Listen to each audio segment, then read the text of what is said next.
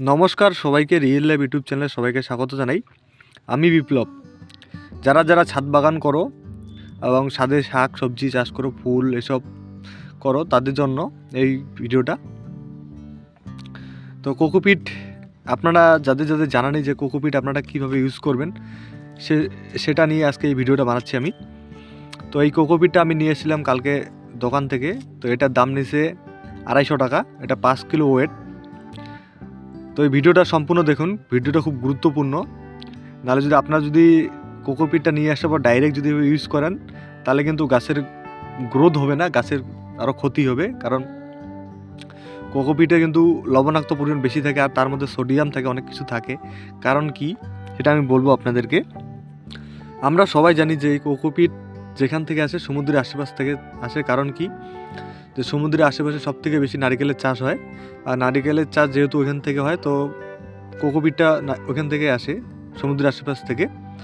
আর প্রথমে তো ওরা কি করে, নারিকেলের ছোবড়া যেটা থাকে সেটাকে ওরা কিন্তু সমুদ্রের জলের মধ্যে ভিজিয়ে রাখে প্রায় 1 মাসের মতো।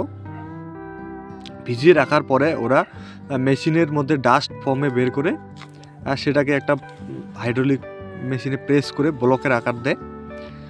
তো এটা যেহেতু সমুদ্রের আশেপাশে থেকে আসে আর নোনা ভাবটা বেশি থাকে, এর জন্য আমরা কিন্তু কোকোপিটটা এইভাবে জলের মধ্যে ভিজিয়ে রাখবো 1 দিন। কারণ কি, এই নোনা ভাবটা কিন্তু বের করতে লাগবে কোকোপিটটা থেকে। আর যদি আমরা না বের করে ডাইরেক্ট ইউজ করি, সেক্ষেত্রে কিন্তু গাছের ক্ষতি হবে, গ্রোথ হবে না, অনেক কিছু প্রবলেম হবে। তো আমরা 1 দিন আপনারা ভিজিয়ে রাখবেন এই কোকোপিটটা। ভিজিয়ে রাখার পরে হাত দিয়ে সুন্দর করে চিপে চিপে নিয়ে যে কোকোপিটের জলটা আছে সেটা বের করে দিয়ে তারপরে রোদে আপনারা 1 থেকে 2 দিন শুকাবেন। শুকোলে তারপরে আপনারা সেটাকে ইউজ করতে পারবেন। এটাই প্রসেস। তো আমি তো বললাম কী কারণে কীভাবে ইউজ করবেন, সেটা হলো এখন কোকোপিট কীভাবে ইউজ করলে আর কী কারণে আমরা কোকোপিট ইউজ করি, তো সেটা আমি বলবো। যে কোকোপিট আমরা ইউজ করি কারণটা কি, এটাতে কিন্তু আমরা যে বীজ লাগাই সে কিন্তু বীজ জার্মিনেশন খুব ভালো হয়। আর দ্বিতীয়ত হচ্ছে,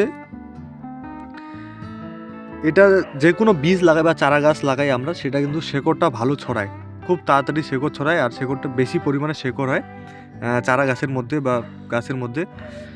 আর তারপরে তৃতীয়ত যেটা হচ্ছে, আমরা যে টবে জল দিই, তো বেশি অতিরিক্ত পরিমাণে যদি আমরা জল দিয়েও দিই, গাছের কোনো ক্ষতি হবে না। কারণ কি, কোকোপিট হচ্ছে যতটা গাছের জল ধরে রাখার দরকার বা গাছের যতটা জল দরকার ততটাই কিন্তু কোকোপিট ধরে রাখে। আর অতিরিক্ত জল যেটা থাকে সেটা কিন্তু কোকোপিট ড্রেন করে দেয়, অতিরিক্ত জলটা ড্রেন করে দেয়। আর যারা যারা ছাদের মধ্যে শাক সবজি ফুল এসব লাগান, সেক্ষেত্রে কিন্তু কোকোপিট একটা খুব ভালো, এটাতে গাছের গ্রোথও ভালো হয়, বেশি হয়। এসব কারণে আমরা কোকোপিটটা ইউজ করি। আর যদি ভিডিওটি ভালো লাগে তো প্লিজ একটা লাইক করে দেবেন, আর চ্যানেলে নতুন হলে চ্যানেলটা প্লিজ সাবস্ক্রাইব করে দেবেন। থ্যাংক ইউ, ধন্যবাদ।